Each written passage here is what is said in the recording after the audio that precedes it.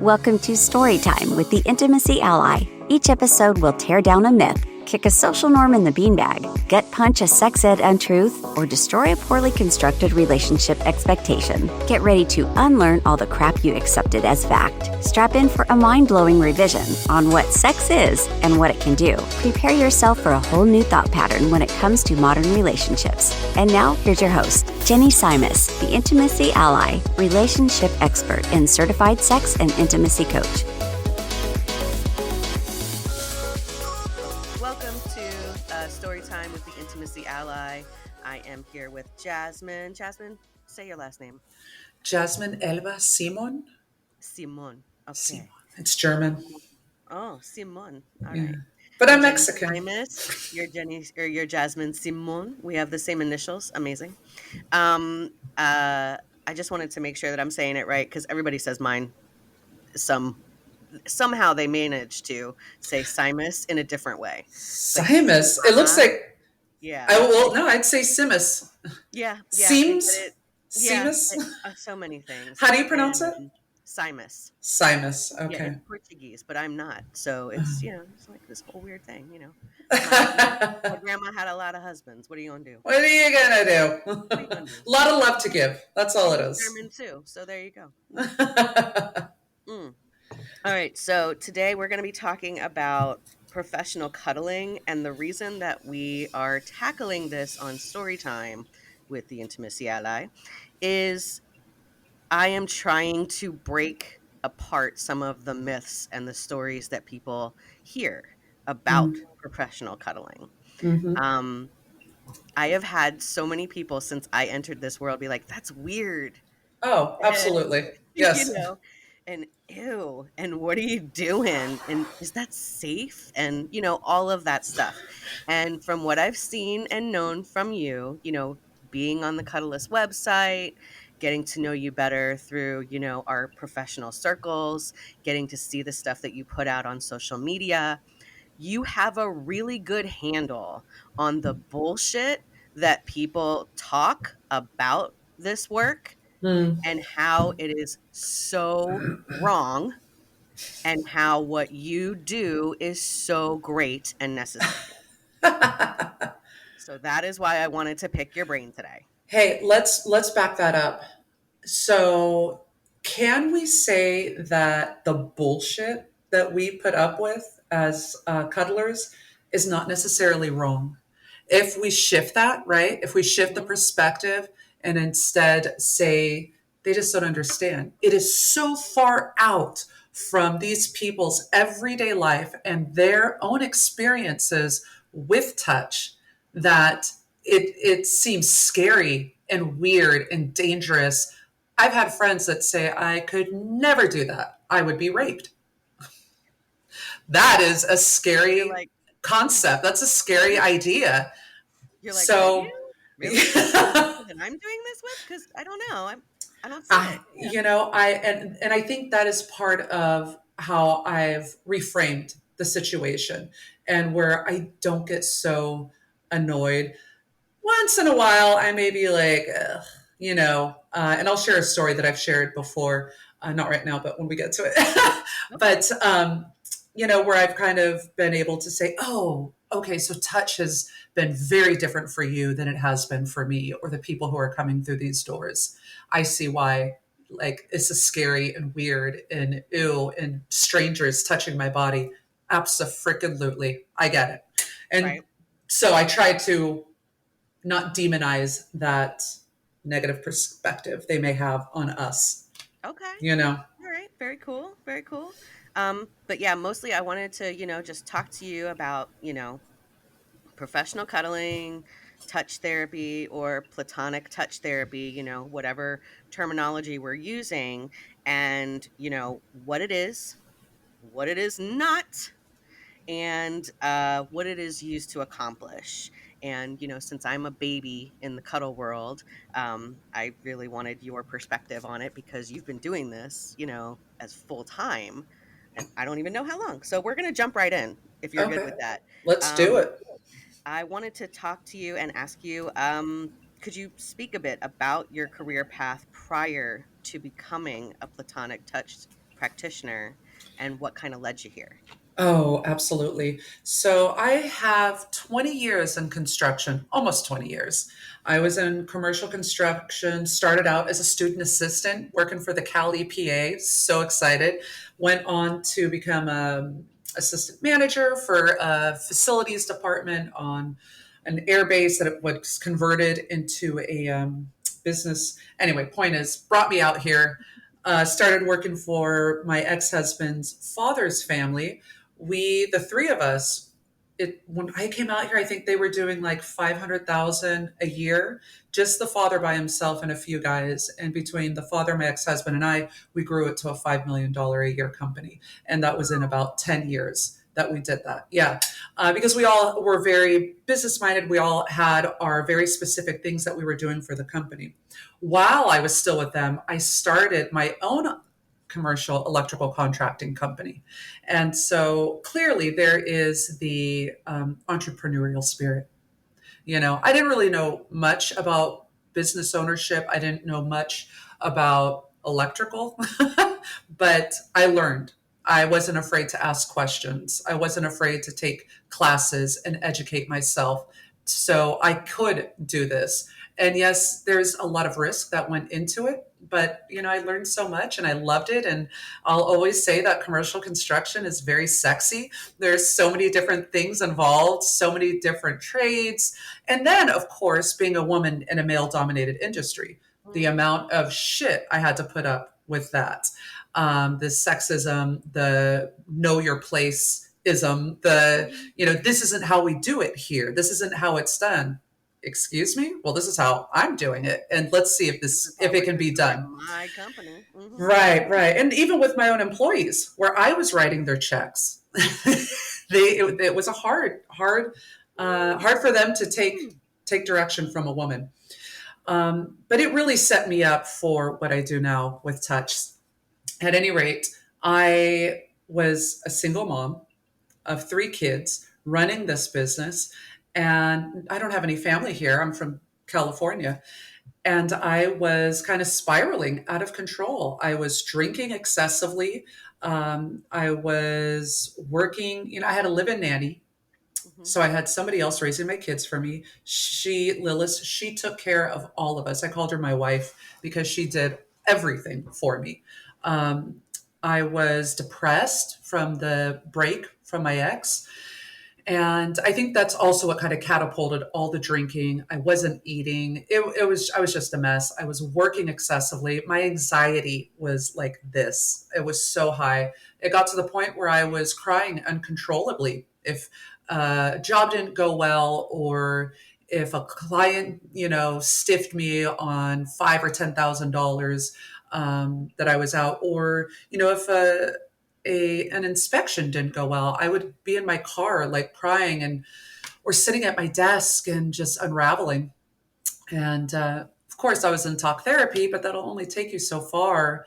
I needed something else, and so I saw a cuddler, and just from her, having me lay my head on her lap and like petting me, it helped.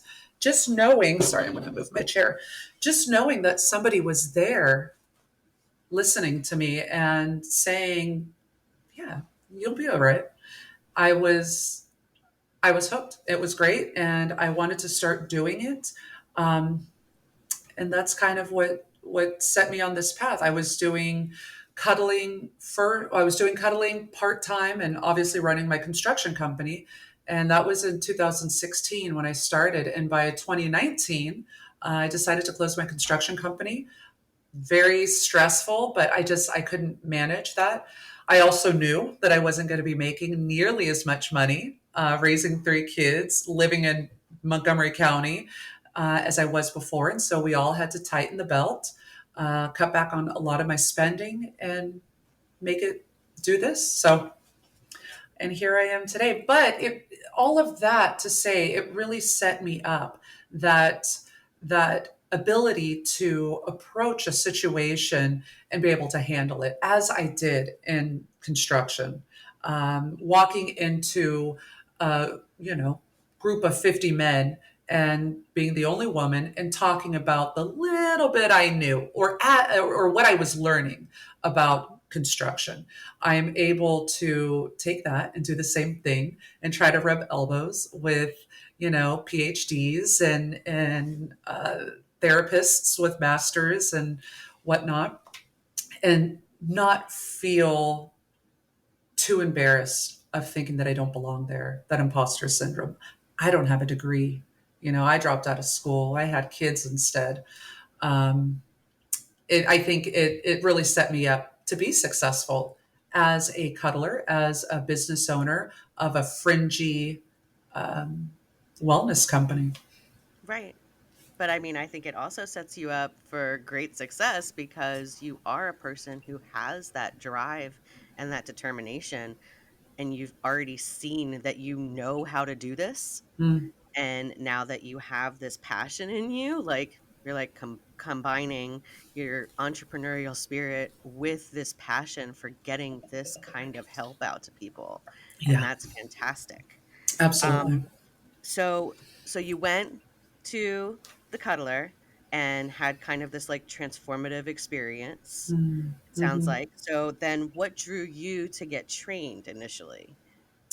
Well, madam, I was not trained for about a year and a half. I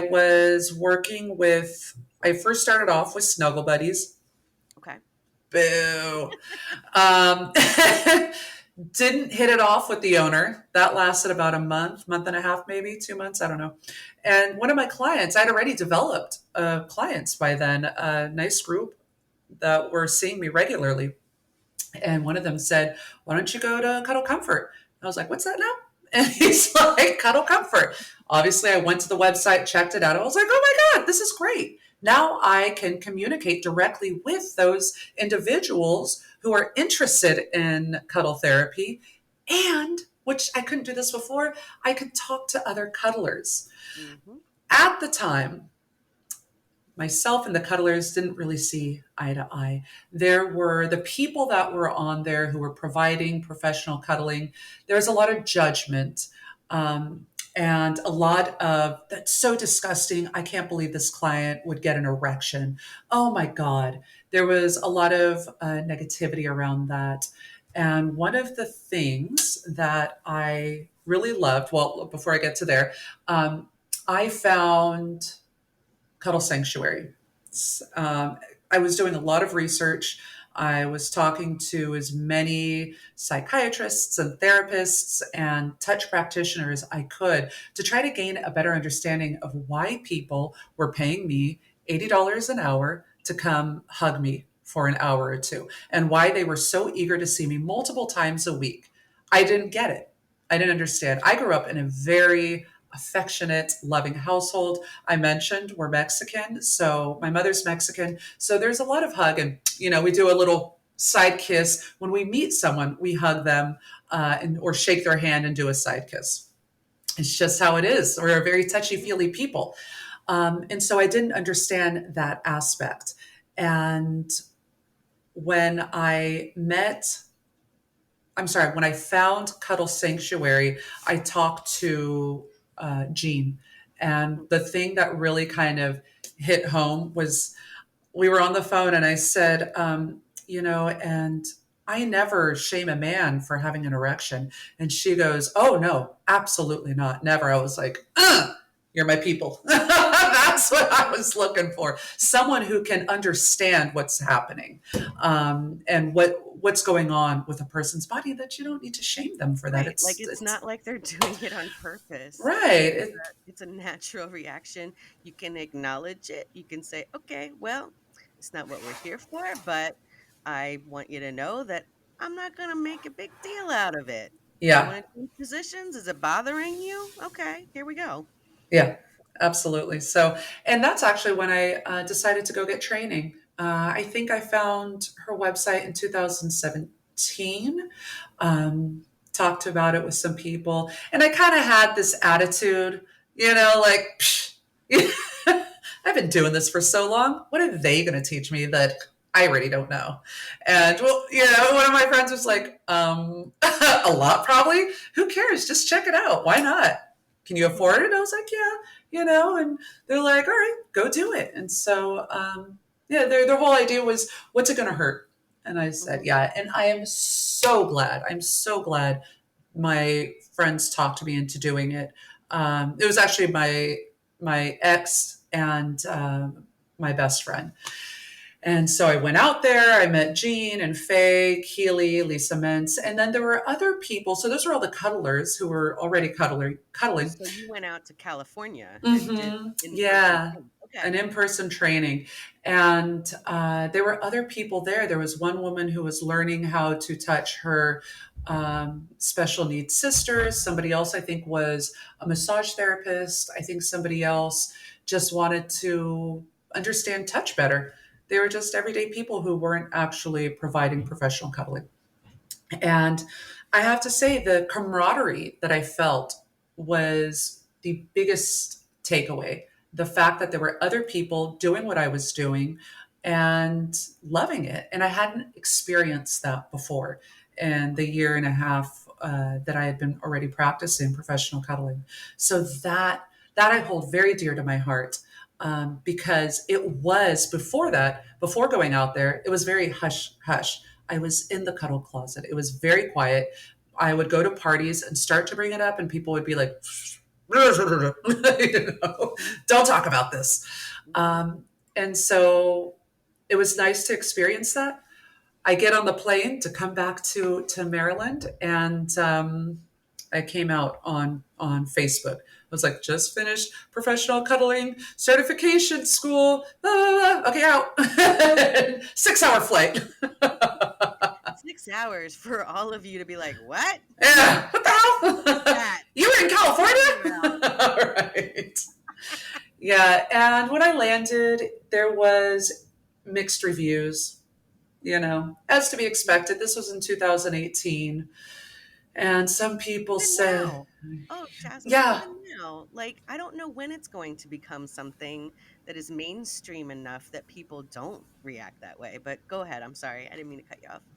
it's getting there. I think the more and more we're talking about it, the more that we have podcasts that are showcasing it, the curiosity. It starts with curiosity. I feel like we're getting there slowly but surely. People still give massage therapists a hard time. I think it's Right. always going to be there. Um, Right. but the response was, "What the hell are you doing? That's so stupid. Go back to construction. Go back to electrical work. That's not real." Yeah. And it hurt And my you know what? feelings. I Yeah, was, I feel like anybody gets that though, like especially if they're leaving a professional world that's established, or if you have a degree in something and then you oh, choose to go into, like me starting this relationship coaching, you going into professional cuddling, like, these things are questionable. These yeah, things are not, mainstream. And people are like, you're gonna do what? Like, did you make that up? yeah, No, it's a whole thing. Like, there's training and stuff. Like, it's real. There's communities, there's different communities you could get in to do it. mm, Amazing. hmm, So, I think that brings me to my next question. You kind of answered a few of them for me. Um, but I was wondering, so when you do have clients come in, what do you do to make them know that this is going to be a safe experience? And conversely, how do you keep yourself safe? Because I'm sure that you get the same questions that I do about your safety in all of this. hmm.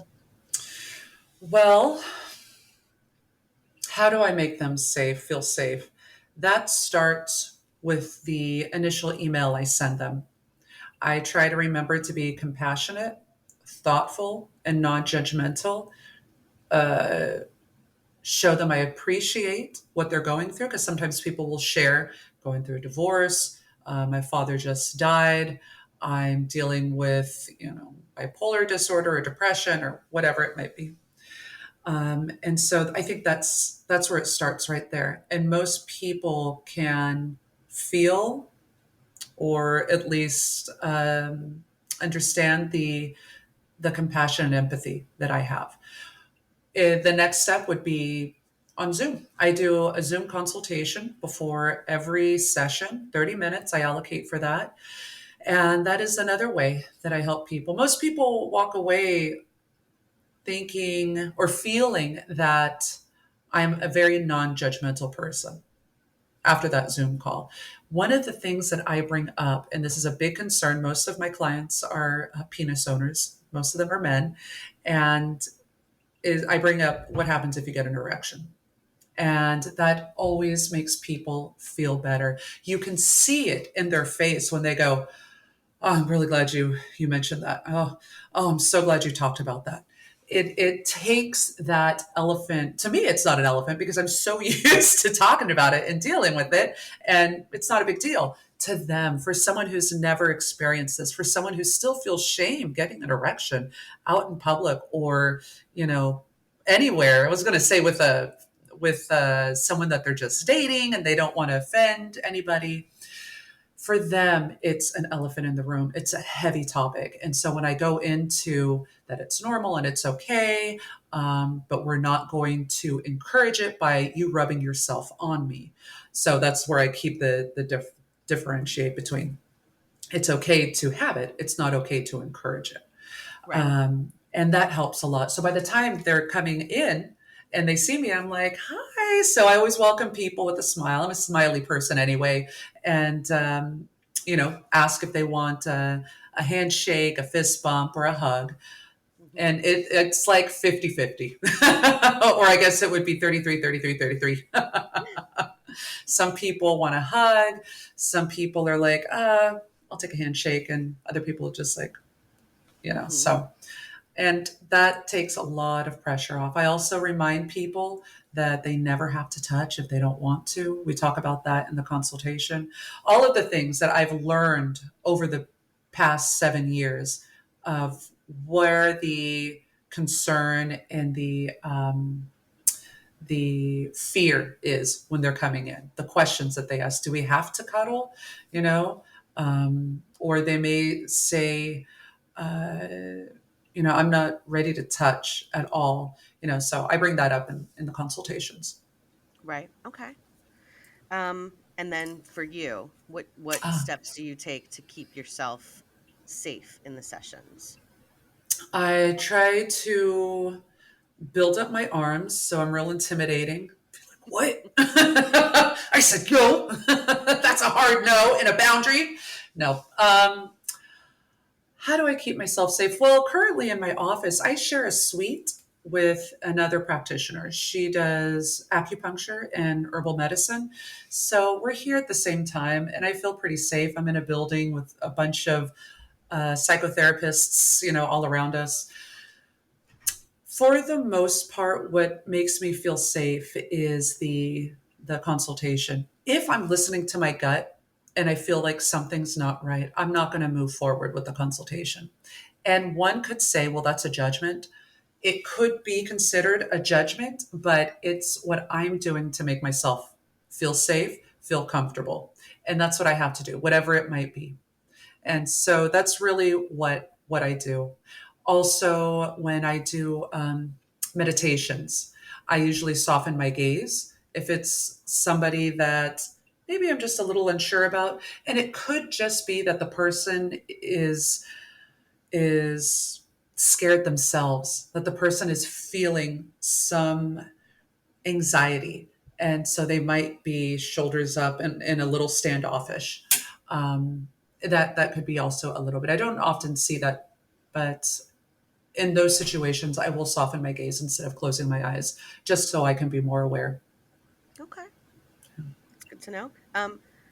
Who do you generally get referrals from? Like, do you work with other practitioners? Do you work with doctors? Like, how does it usually happen that people are able to find you as like a complement to other care they're receiving?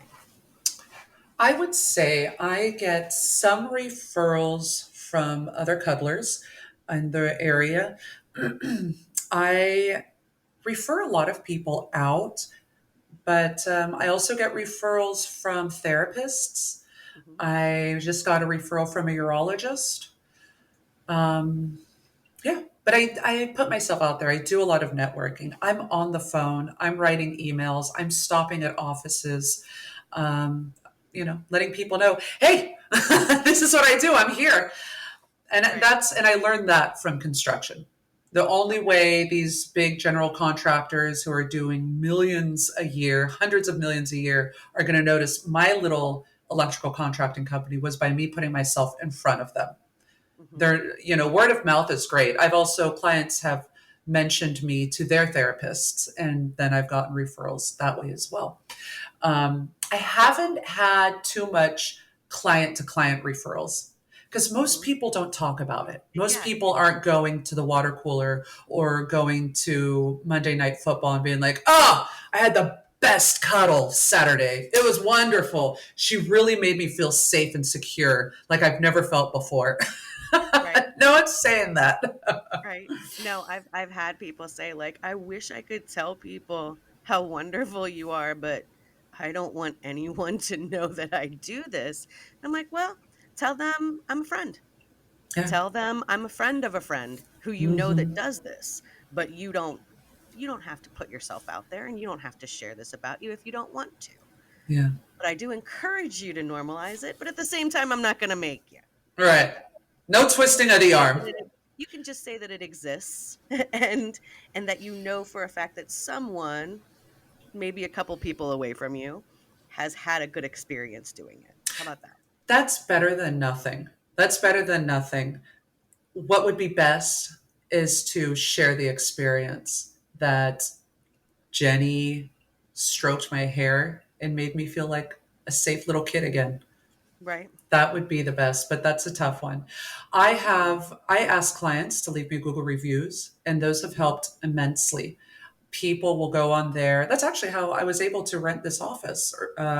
Was that the my office mate Googled the company, looked it up, and saw all the reviews, and she was like, "Wow, 23 reviews. You must be doing something right." Sure, I'll rent the office to you.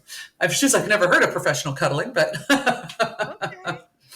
Yeah, so it's Awesome. worked out for me. And even when I've always kept like a part-time job. So even when I've been on interviews for part-time work, people have said they've found me and read all my reviews and were like, "Wow, that's pretty amazing." Like, thank you.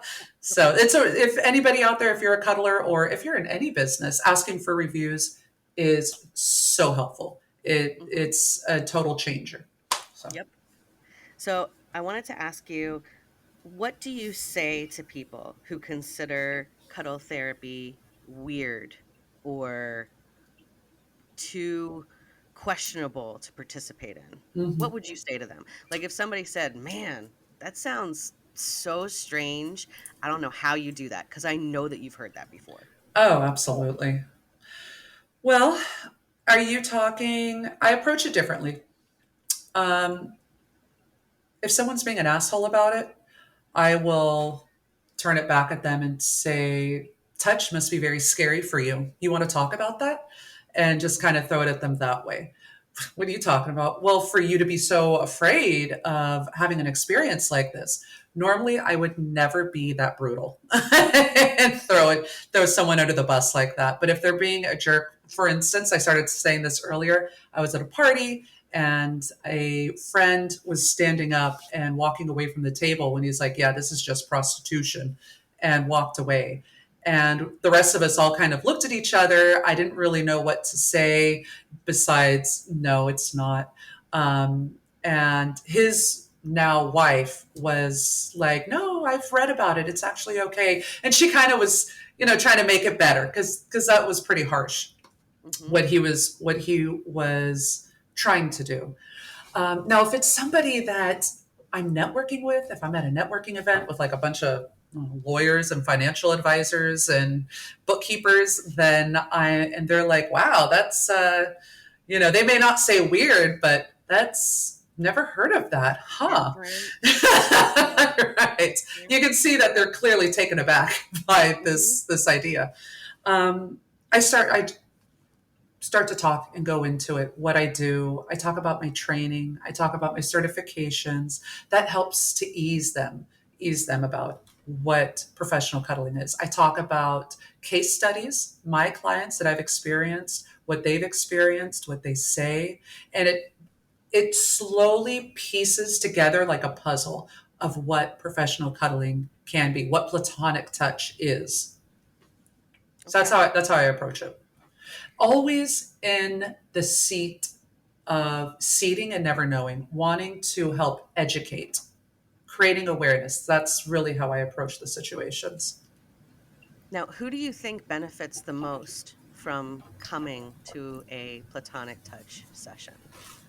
Like, in your estimation, who are the people you wish would reach out or you could find? Is there a particular population that you're just like, oh my goodness, my heart, like you would so benefit from this? What a beautiful question. I love that. Um, yeah, I want to say people that I believe who benefit from it are, I know, I mean, we always say Hang on, you we, froze up for just a second. Go ahead, keep going. we always say that we work with people who are lonely, but the ones that I find that it just hits them so deeply are those who are going through grief. They've lost someone. And grief can also be divorce, Mhm. grieving the life, the love that you had shared with this partner for 20, 30 years, even 5 years. Um, and then also people who are actively working to feel safe again with other humans. So they've had atrocities done, they've had significant abuse, PTSD, learning how to feel safe again around other people without having to be on high alert. I think those are the two groups that I've noticed in my practice that resonate deeply with this type of work. Awesome. Yeah, I feel like a lot of people have, and I don't want to dog out like professional therapy, don't get me wrong. I go to a therapist, I have these diagnoses, what have you, but I feel like there are natural grieving cycles that get combined or mistaken with, diagnoses. That if this was more widely accepted as a Mm. modality, I feel like a lot of people would be able to heal in a Yeah. different way from grief and Oh, from trauma. absolutely.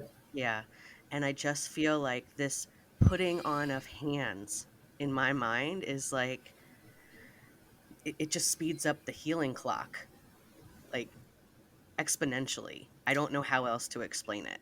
And it's so unfortunate because they're not teaching this in current psychology, for students, psychology students. They're not Right. teaching this. I had one therapist say, "Oh, I would never send any of my trauma clients." And I was like, "Oh, I didn't say it to her, but it was just like, wow, what a Mhm. disservice. What a Right, and disservice." I'm not saying that every trauma patient or client can start with touch and professional cuddling. I'm also not saying that every cuddler can maintain that kind of emotional situation, helping a client deal with that. People, unless you've had training, unless you're trauma, not just trauma informed, but actual training to learn how to deal with someone who's in crisis, who is shaking from the fact that you put your hand on their shoulder, that is going to go in for a hug, shaking as they're doing it, and then like, no, you have to be able not to be like, oh my God, what's going on here? Like you have to be able to see them and be like, okay, you're not ready for that. So you have to be here when they're like this, but still be available. And so I definitely want to make that distinction right. between it. Right. No, professional cuddlers need to know their limits. And if they know that they want to work with a certain type of individual, then get training. There's so much training out there. Mhm. I mean, I feel like it's very necessary to know that this is not just laying around hugging someone. This Mm-mm. is not, sitting next to someone watching a movie holding their hand.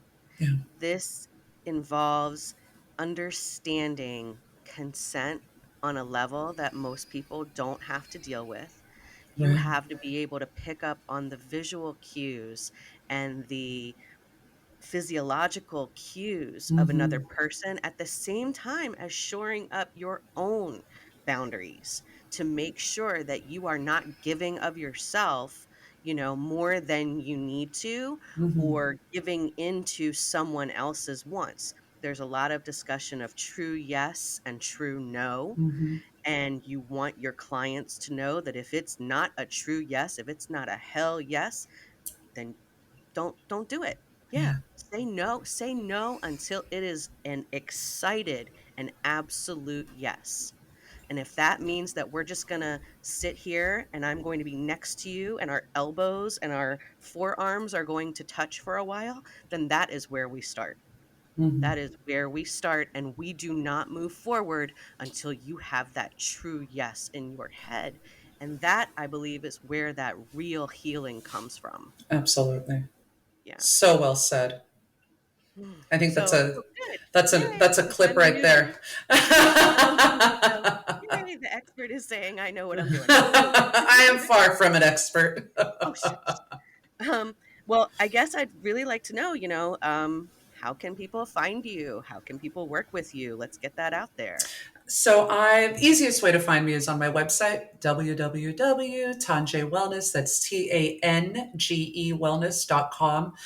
All of my social media links are on my website. You can contact me through the contact us form. But if you're a social media person, I'm on TikTok. I'm primarily and mostly on Instagram, which automatically posts to Facebook. I do a tweet like once or twice a week. And I am trying to get more on YouTube. I have some videos on there, but most people find me on Instagram. In fact, I got a text today from someone who was watching a video that I had posted, a reel about it's okay for you as the client to touch me, and me as the practitioner needs to remember to let you know that you're allowed to put your hands on me. You're allowed to rub my back or run your fingers through my hair or touch my arm. And he said, watching that video, he was just like, wow, this is amazing. He said something to the fact of, this really touches me deeply. I can't believe this. And so I haven't had a chance to respond because I've had back to backs, but yeah, That's awesome. it Thank you. And I, is. I just want to throw this out there really quick that I feel that there is such a disconnect in the world from the pandemic that people are touch starved to, you know, they haven't been around people enough. They don't remember how to engage Yeah. in this space. And so I feel like this is more and more necessary the closer that we get to being out of the pandemic, when people are starting to re engage to have these skills, Mm-hmm. they might need some help. Mm-hmm. And I do want to say one last time, this is not prostitution. This is not sex work in the way that you think that it is. Um, there might be sex workers who help with this, but this is not straight sex work. This is not sex work. This is cuddling, this is holding, and I think that there is a big distinction that needs to happen between intimacy and sex, because sex can be intimate, but not all intimacy is sex. And I think that as Americans, we have a very big problem understanding this. In Absolutely. other countries, people hold hands, people of the same sex hold hands walking down the street. They touch, they kiss, they cuddle. Yep. What are we doing? We've got to do better with this. Yeah. So I think that pro cuddling and platonic touch therapy is a way forward for that line of thinking. I second that. Awesome. So I hope that clears that up. This mystery, this myth that cuddling is weird or is sex work or what have you. Um, I am Jenny Simus, the Intimacy Ally. You can find me at www.theintimacyally.com. I want to thank Jasmine for coming on today, and I hope you have a wonderful rest of the day and come back and join us next week. Absolutely. Thank you so much. Bye, honey. Bye.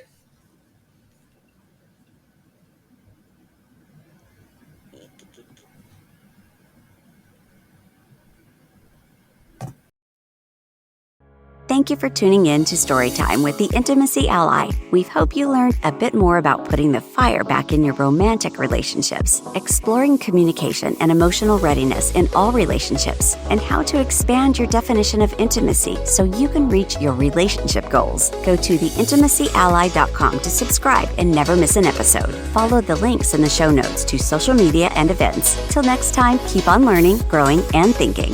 Storytime with the Intimacy Ally podcast is meant for educational and entertainment purposes only and should not be considered as health or mental health advice.